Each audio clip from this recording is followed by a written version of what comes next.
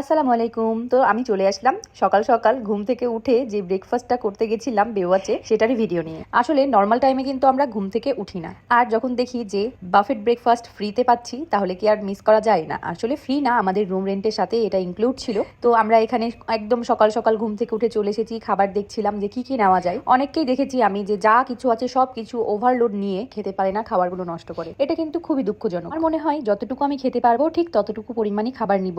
আর এত খাবার দেখে আমার এমনিই পেট ভরে যায়, তারপরেও নিয়েছিলাম যতটুকু পেরেছি। এর মধ্যেও আমি অল্প খাবার নিয়েও নষ্ট করেছি, যেটার জন্য আমার নিজের কাছে অনেক বেশি খারাপ লেগেছে। যাই হোক, এখানে খাবারগুলো অনেক বেশি মজার ছিল। আমার কাছে বেশ ভালো লেগেছে তাদের ডেজার্ট আইটেমগুলো। ডেজার্ট আইটেমই আমি বেশি পছন্দ করি।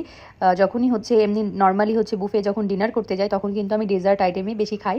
তো এখানে হচ্ছে অনেক রকমের স্যুপ ছিল আর অনেক রকমের ডেজার্ট ছিল, যে ডেজার্টগুলো দেখে চোখ আটকে যাচ্ছে। তবে অনেক সকালের কারণে আমরা বেশি কিছু খেতে পারিনি। আমরা কক্সবাজারে যে কয়দিন ছিলাম সেই কয়দিনই প্রত্যেকটা হোটেলেই আমরা হচ্ছে পেয়েছিলাম বাফেট ব্রেকফাস্ট, যেটা হচ্ছে আমরা প্রথম দিন একটা অন্য হোটেলে ছিলাম সেখানেও পেয়েছিলাম, আবার বেওয়াচেও পেয়েছি, তারপরে ওসেন প্যারাডাইসে ছিলাম সেখানেও পেয়েছি। কিন্তু সেগুলোর আসলে ভিডিও নেওয়া হয়নি। ভেবেছিলাম যে সবগুলোর ভিডিও নিয়ে খুব সুন্দর করে আমি ব্লগ বানিয়ে বানিয়ে ছাড়বো, কিন্তু আসলে ছোট বাচ্চা নিয়ে কখনোই কোনো কিছু করা সম্ভব হয় না। যতদিন না সে নিজে খাওয়া শিখবে ততদিন আমার পক্ষে মনে হয় না সাজিয়ে গুছিয়ে কোনো ব্লগিং করা সম্ভব। আসলে বাবু সামলাতে সামলাতে সময়ই পাচ্ছি না আমি, যে আমরা সুন্দর সুন্দর যে কন্টেন্টগুলো বানাচ্ছিলাম আপনারা সবাই অনেক বেশি পছন্দ করেছেন, অনেকগুলো কিন্তু আমার ভাইরালও গেছে। তবে আমার কাছে খুবই কষ্ট লাগছে যে আমি এখন আর ঠিক মতো সময় দিতে পারছি না। এরপরেও চেষ্টা করছি প্রতিদিন একটা করে অন্তত ব্লগ অথবা রিলস দিব। আসলে আগে রিলস দিচ্ছিলাম আমি 3টা করে, সেখানে আমি আসলে রিলস বানাতেও পাচ্ছি না, দিতেও পারছি না। যাই হোক, আমি চলে আসি আবার কক্সবাজারের এই আমার ট্যুর নিয়ে। তো আমরা এখানে হচ্ছে অনেক বেশি টায়ার্ড ছিলাম, তাই ঘুমিয়ে পড়েছিলাম। এরপরে সবাইকে টেনে তুলে বললাম চলো আমরা একটু ঘুরে আসি। তো আমরা বেওয়াচ হোটেল থেকে বের হয়ে তাদেরই পার্সোনাল বিচে চলে যাচ্ছিলাম।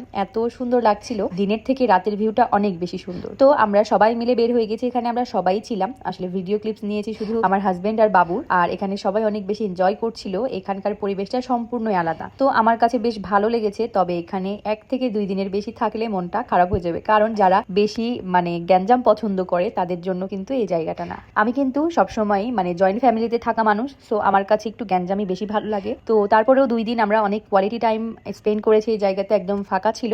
তবে এই ফাঁকাময় সময়টা আমাকে মাঝে মধ্যে ঘিরে খেতে আসছিল তাই মনে হচ্ছে। যাই হোক, এখানে আমরা মা ছেলে খুব সুন্দর করে দোল খাচ্ছিলাম। এর মাঝেই দেখি আমার হাজবেন্ড দৌড় দিয়ে চলে এসেছে আমাদের সাথে বসে ভিডিও ক্লিপস গুলো নিবে। তো এটাই হচ্ছে জীবন। সে কিন্তু অনেক বেশি ফানি, আর আমার হাজবেন্ড কিন্তু অনেক বেশি সাপোর্টিভ, অনেক ভালোবাসার একজন মানুষ। আমি যখনই কোনো কিছুর উদ্যোগ নিই তখন সর্বপ্রথম সেই আমাকে অনেক বেশি সাপোর্ট করে, কোনোদিন মানা করে না যে এটা করো না সেইটা করো না। যাক, তার কথা অন্যদিন না হয় আরো বলবো। যাই হোক, এখানে আমরা চলে আসলাম সুন্দর তাদের পার্সোনাল যে বিচটা আছে সেখানে বসে থেকে আমরা অনেকক্ষণ আড্ডা দিলাম। জোহান বাবু অনেক বেশি এনজয় করছিল। এর মাঝে চলে আসে আমাদের সি ফুডগুলো বেশ মজার ছিল, তবে প্রাইস একটু বেশি ছিল। আর এখানে আমরা অনেক বেশি আনন্দ করছি।